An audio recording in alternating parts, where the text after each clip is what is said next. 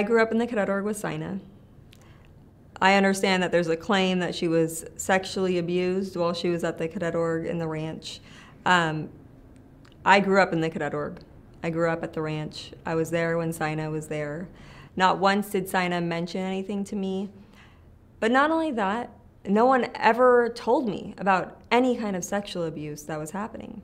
I never heard of any kind of sexual abuse.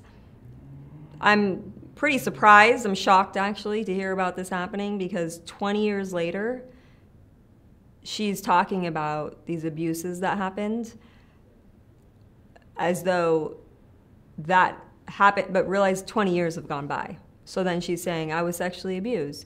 But in that 20 years, and even the time that I was there, I've talked to many people about our experiences there. I've talked to many people about different things that have happened in those 20 years with our friends and how we're doing now, and just, you know, different people who work there. And never, ever once did I hear about there being sexual abuse at the ranch. Saina and I even talked about the subject of sex, which is, to me, as close as you can get on the subject of sexual abuse or anything sexual.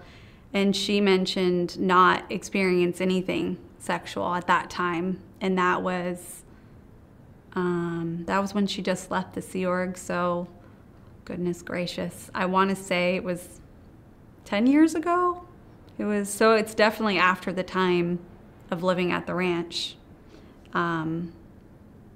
So if anything had happened to Saina and we were talking about the subject of sex, you would think it would come up, and she never said anything like that. She didn't say I was sexually abused or I've experienced sex, but the opposite of not experiencing that. We've been friends a long time, and we've been pretty close lately, and we go on hikes together and talk about everything.